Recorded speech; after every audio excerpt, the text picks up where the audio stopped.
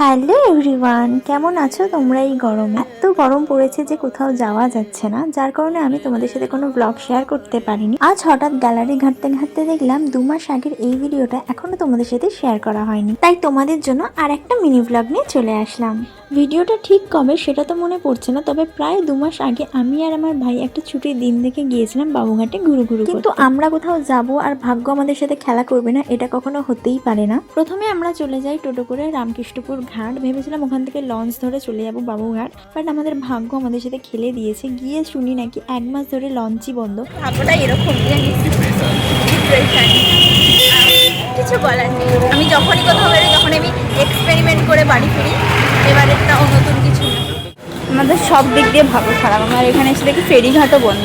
তারপর ওই দিকেরটাই যাচ্ছি, ওই দিকেরটা খোলা থাকলে ভালো, নালে ফাইনালি পেয়েছি গাইস। ফাইনালি বাবুঘাটের টিকিট পেয়ে আমার মন তো পুরো উড়ু উড়ু হয়ে গেছিল। সেই আনন্দে আমরা চলে গেছিলাম পেয়ারা মাখা খেতে। গঙ্গার ঘাটের পেয়ারা মাখা মানে একটা আলাদাই ফিলিংস। যখনই যাই আমি তখনই খাই, খুব ভালো লাগে আমার খেতে। খেতে খেতে দেখি আমাদের লঞ্চে চলে এসেছি। যেহেতু আমাদের অনেকটাই লেট হয়ে গেছিলো, তাই আমরা এই লঞ্চটা মিস করতে চাইনি। তাই এত ভিড় ঠেলে আমাদেরকে লঞ্চে উঠতে হয়েছিল। গঙ্গা মানে একটা আলাদাই শান্তির জায়গা, সে তো তোমরা সবাই জানো। গঙ্গার হাওয়া খেতে খেতে যাওয়ার ব্যাপারটাই আলাদা। সে যাই হোক, ফাইনালি আমরা পৌঁছে যাই বাবুঘাট। ফাইনালি আমরা বাবুঘাটে চলে এসেছি। এখন আমরা যাব, হেঁটে হেঁটে যাই না কি করব, কিন্তু শুধু হাঁটবো। এখানে এসেছি, বাবুঘাট আসবে আর এই ব্রিজটাই আসবে না সেটা তো হবেই না। আবার যখন তুমি ভিডিও পাগলি তখন তো তোমাকে আসতেই হবে ভিডিও ফটো তোলার জন্য। নমস্কার গাইস, জিরো সিভিক সেন্স।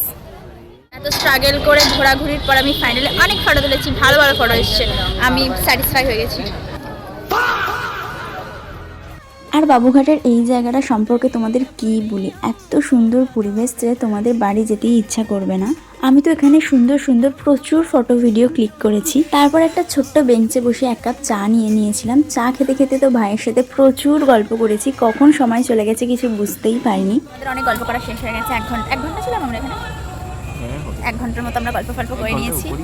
হ্যাঁ, তো এবার আমরা হচ্ছে বাড়ি যাবো। গাইস, আমার পার্সোনাল কি বলে এটাকে, কাজের লোককে কি বলে, ওই যাই হোক, পার্সোনাল কাজের লোক হচ্ছে আমার পা ফাটিতে দেয়, অনেক কাজ করে। সবাই এখানে বয়ফ্রেন্ডকে নিয়ে আসে আর আমি আমার ভাইকে নিই, কারণ আমার বয়ফ্রেন্ডের কিছু বলার নেই। সবশেষে এরকম একটা সুন্দর ফুল পেয়ে আমার দিনটা শেষ হলো। কেমন লাগলো তোমাদের ভিডিওটা? আজ এই অবধি, দেখা যাচ্ছে নেক্সট ব্লগে। টাটা।